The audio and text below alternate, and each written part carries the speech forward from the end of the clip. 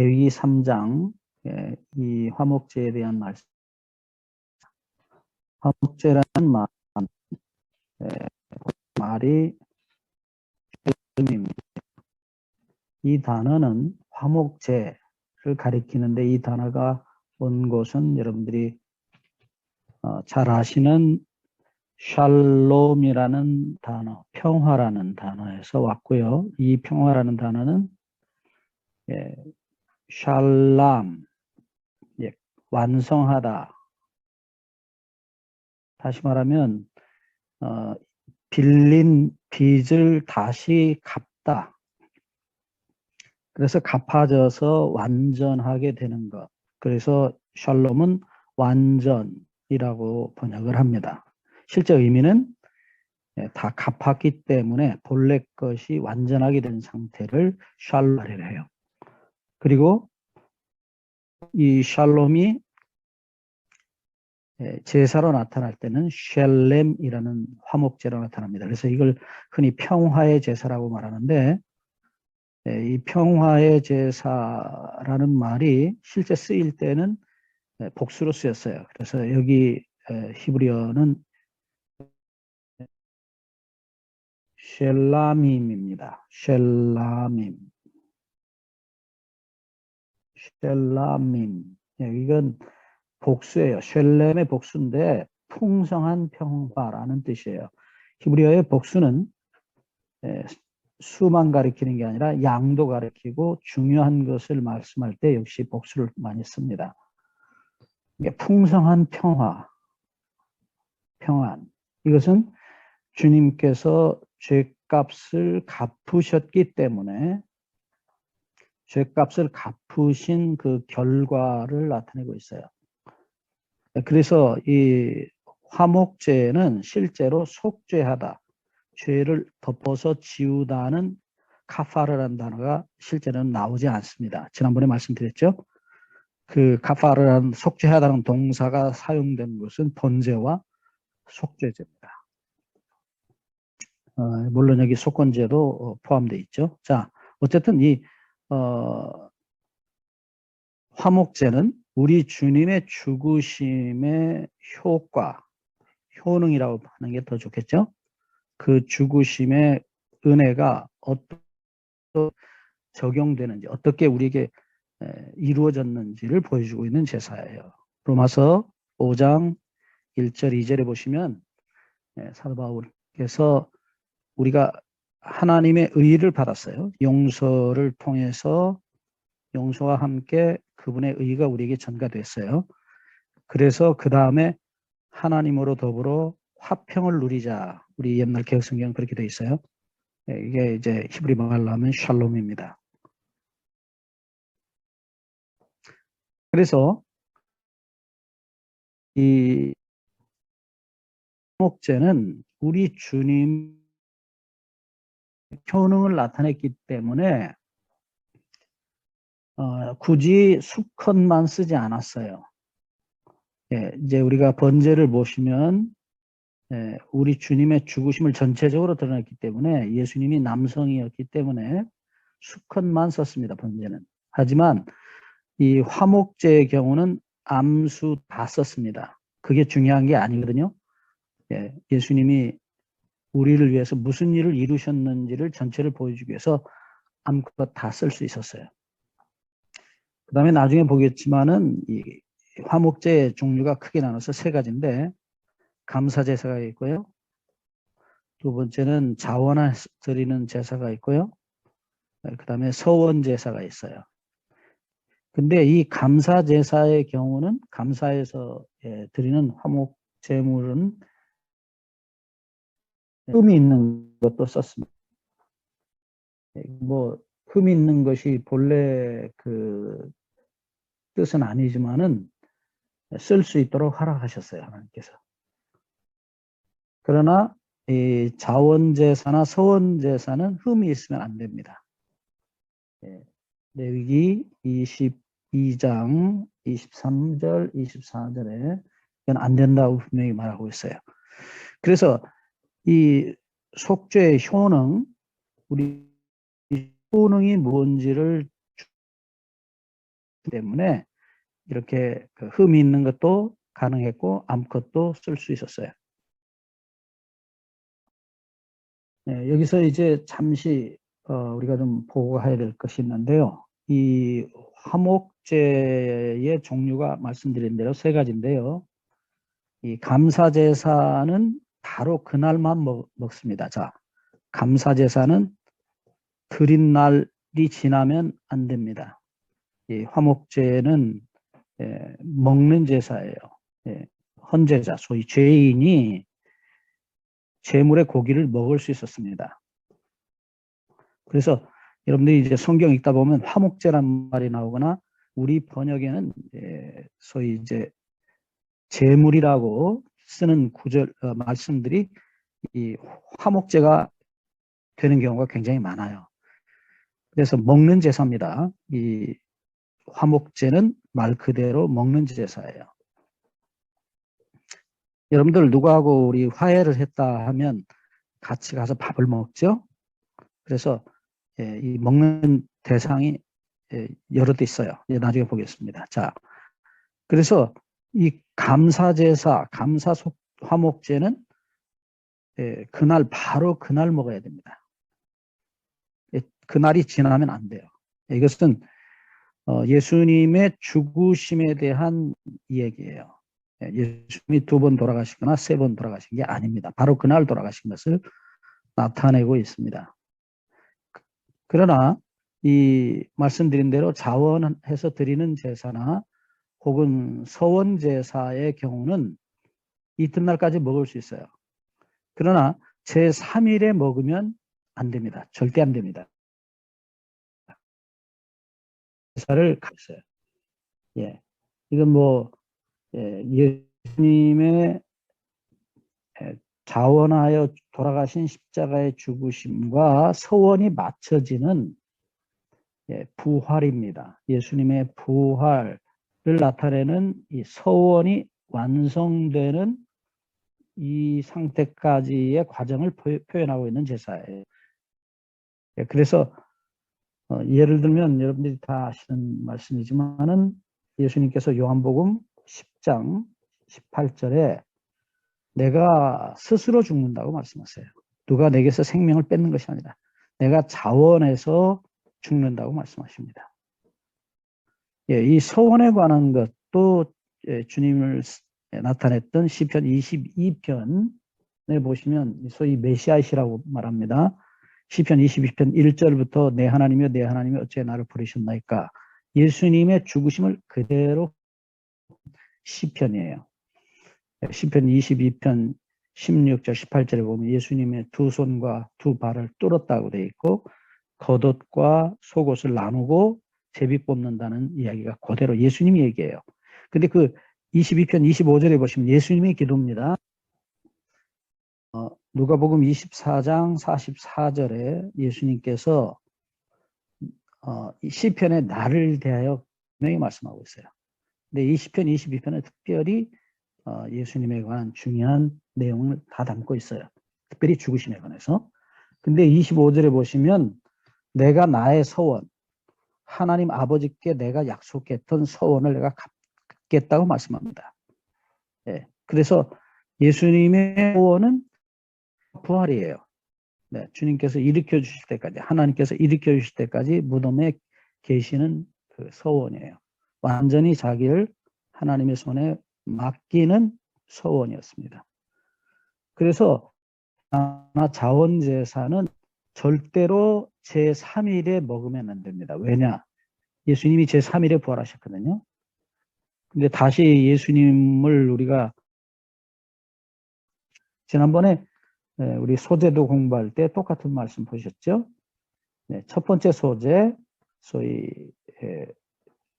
2장 12절에 나타난 첫 이삭을 이라고 할 때 이 첫 이삭은 초실절 혹은 여저절이라고 부른 첫 번째 열매, 밀입니다. 물론 1월 16일에 예수님이 부활하신 날에 드린 그 이삭은 절대로 제단에 향기로운 냄새를 위해서는 올리지 못합니다. 예수님의 부활을 상징했기 때문에 어제 우리 공부했습니다. 예, 똑같이 님께서 부활하셨기 때문에 이 제3일 때는 서원제사나 혹은 자원제사는 결코 먹을 수 없습니다. 예, 우리가 공부해야 될 내용이 아주 많은데요.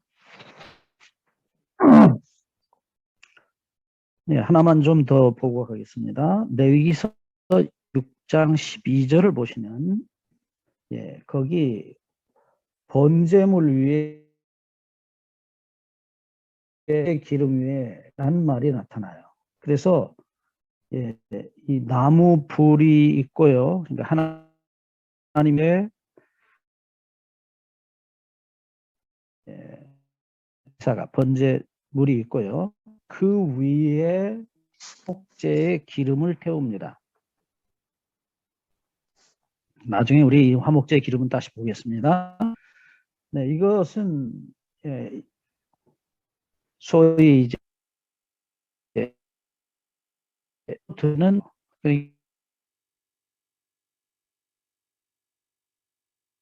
수의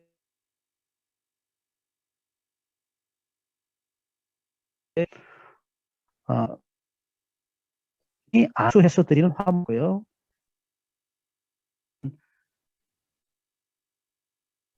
하나님 화목제입니다. 중요한 얘기를 은혜를 인하여 으로 말씀합니다. 자, 이 보면 은혜가 무안수 번제나 뭐 화목제나 속죄제입니다. 안수하지 않고 하나님께서 미리 준비하신 것들입니다. 그 다음에 믿음은 자기 죄를 옮겨요. 안수하는 번제나 뭐 화목제나 모든 제사들입니다. 그래서 이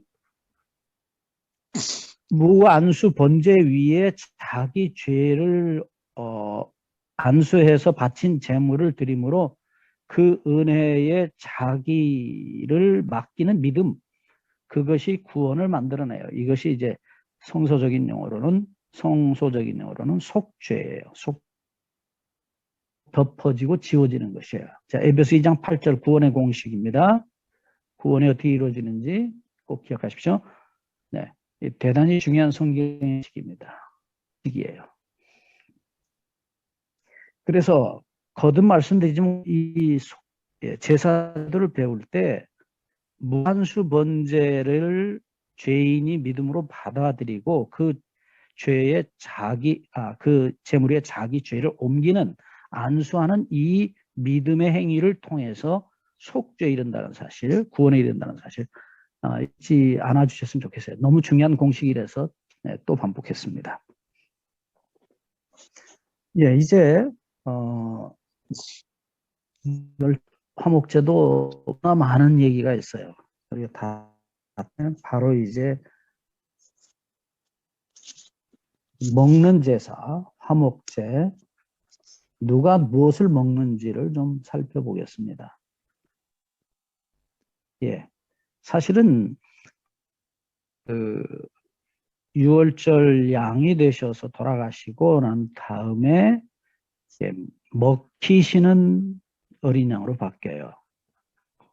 하나님이 제물이 되셔서 우리에게 먹히시는 양이 됩니다. 여러분, 제가 어느 날 이 사실 참 많이 마음이 그랬습니다. 주님께서 우리에게 먹히시는 것이에요. 예. 자, 먼저 제일 주인 되신 분이 드셔요. 호스트가 되십니다. 누구냐면 하나님 아버지이십니다. 하나님께서 드시는 게 있어요.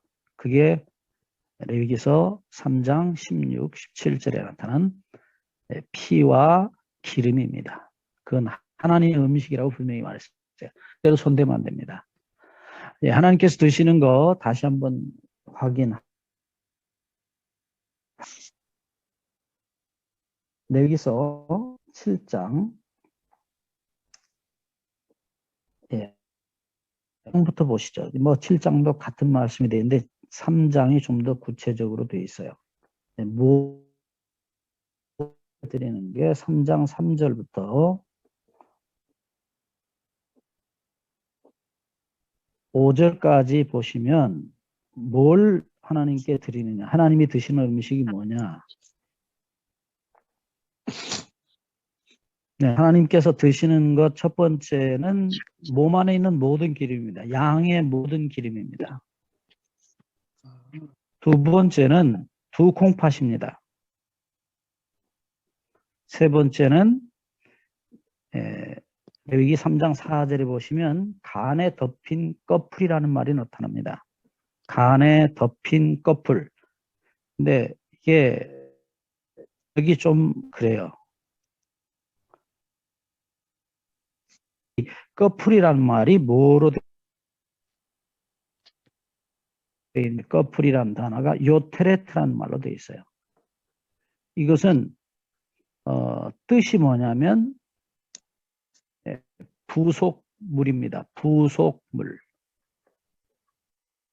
간에 붙어 있는 부속물이 있어요. 그게 뭐냐면 히브리 사람들은 이걸 엄지손가락이라고 번역했어요. 이게 소위 우리가 말하는 담낭입니다. 여러분들 쓸개 아시죠? 네. 그러니까 여러분들 예수님의 죽으심의 원인은 첫째로 하나님께로부터 버림을 당하시는 그 고통이었어요. 아버지와 영원한 이별을 경험합니다. 이건 우리가 상상할 수 없는 고통이에요. 몇십 년 같이 산 부부가 헤어져도 정말 인생이 무너지는데 영원히 하나님 아버지와 사랑으로 하나 되셨던 분이 그 사랑하는 아버지로부터 영원히 버림을 당하시는 거예요. 이건 우리가 영원히 연구할 주제예요. 놀라운 희생입니다. 두 번째는 우리 죄를 우리가 모르는 것이에요. 이미 다 말씀드렸어요. 이 고통이, 이 정신적 고통입니다. 육체적 고통을 잃어버리게 했어요. 잊어버리게 했어요. 그래서 주님께서 한마디 딱 하셨어요. 목마르다. 그건 엘렌 지 화이트 말씀했듯이 잠깐 그 육체적 고통이 느껴지던 시간에 주님께서 하셨던 말씀이죠. 이 정신적 고통으로 돌아가셨는데 죄에 미쳐버린 우리를 보시고 저희를 용서해달라고, 저희가 하는 것을 알지 못한다고 미친 자기 사랑에 미친 우리를 보시고 기가 막힌 고통을 당하십니다. 그래서 몸 안에 있는 모든 기름이 다 타요. 자, 겟세마네 아시죠? 예수님의 고통의 시작이었던 겟세마네. 이 겟세마네라는 이름의 뜻은 기름틀입니다. 기름을 짜는 거예요. 하나님의 진노가 예수님 위에 내리고 그리고 우리의 죄가 주님을 비웃고 있어요. 그래서 예수님이 마치 올리브가 부서지면서 기름을 나오듯이 하나님의 저주와 우리들의 이 죄에 미친 우리들의 이기심 안에서 완전히 박살이 나는 것입니다. 그래서 몸 안에 기름이 하나도 안 남아 있었어요. 여러분들 예수님을 많은 분들이 그림을 그릴 때 예수님이 좀 이렇게 살집이 있는 것처럼 그리시는데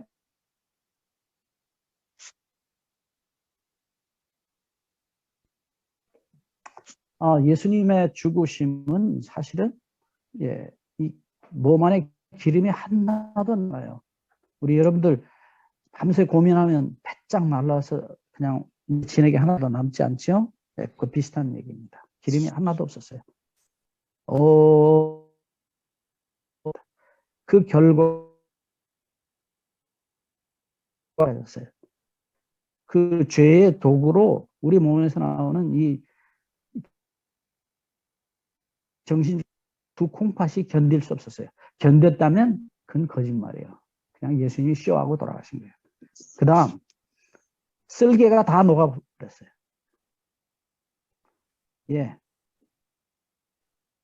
놀라운 사실은 신명기 18장 3절에 보시면 제사장이 하나 더 가져가는 게 있어요. 그게 두 볼과 그리고 위를 주었어요. 이스라엘 백성들이 짐승을 잡을 때 제사장에게 주는 것입니다. 예수님의 이 뺨 맞으심이 모습 같아요. 이 위도 망가졌어요. 다. 그러니까 이 예수님의 피부가 채찍에 맞아서 다 찢어졌다. 손이 못 박혀, 발이 못 박혀 갈라졌다. 예? 아닙니다. 그게 전부가 아니에요. 이 화목제가 보여주고 있는 것은 주님의 몸 안에 있는 모든 기름이 다 받아버린 것입니다. 그리고 또 콩팥이 다 녹아버렸고 쓸개도 다 녹아버린 것입니다. 그리고 마지막엔 위가 다 망가졌어요. 제가 이 화목제를 공부하다가 사실은 너무 기가 막혀서 하루 종일 울었던 기억이 있어요.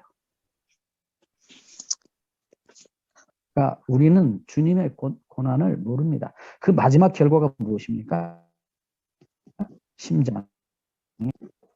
여러분 그냥 심장이 터진 게 아니에요. 이 과정을 겪었어요. 우리의 죄로 인하여 하나님 아버지께 버림을 당하시던 그 사랑의 영원한 이별을 통해서 견디다 못해서 몸이 다 녹아버리고 그렇게 가셨어요. 두 번째로 제사장이 먹는 음식이 있습니다. 제사장은 뭘 먹냐면 레위기 7장 30절부터 34절에 보시면 가슴을 먹습니다. 갈비라고 우리 말하죠. 여러분들 갈비찜 갈비 드셨는데 이 가슴은 양의 가슴은 곧 예수님의 가슴입니다. 이 예수님의 가슴은 예수님이 제사장 되셨을 때 똑같죠. 양이나 제사장이나 같아요.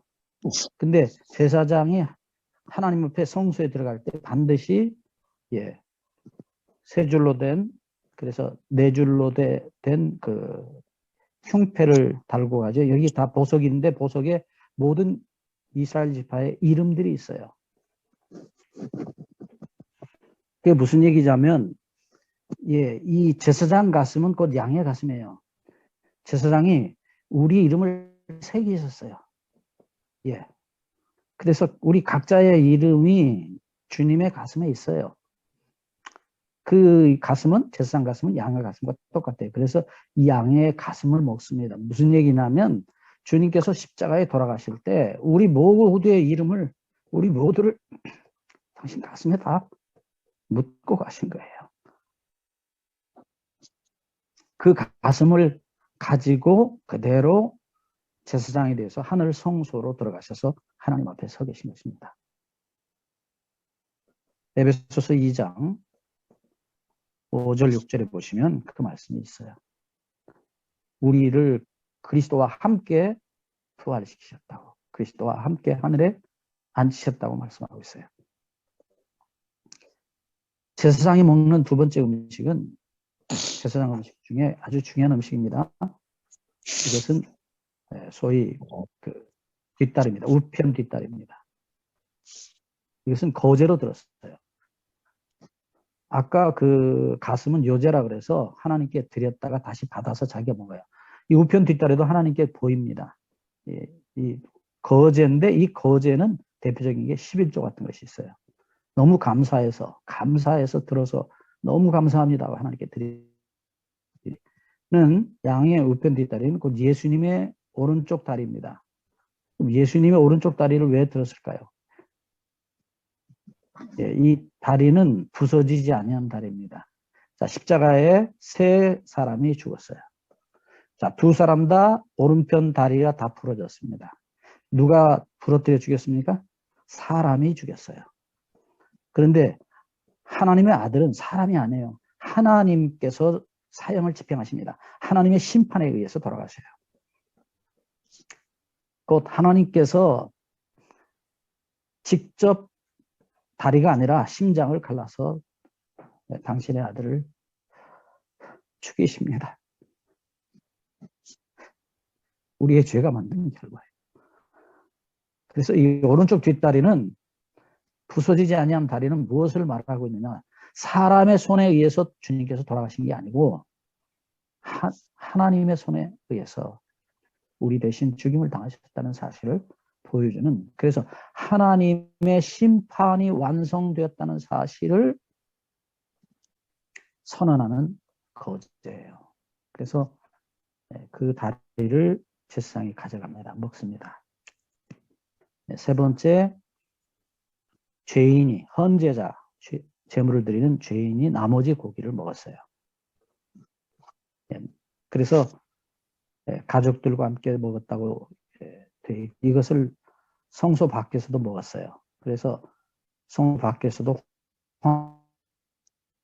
잔치가, 양은 완전 분해돼서 없어집니다. 그것이 오늘 우리가 누리는 평안의 근거예요. 양은 없어지고 우리는 평화를 누린 것입니다. 하나님께서 당신의 아들의 그 기름, 고난입니다. 피, 그분의 생명, 목숨을 받으십니다. 그리고 우리는 그 고기를 먹고 평화를 누리는 제사를 화목제라고 그래요. 시간이 너무 많이 돼서 여기서 그치겠습니다.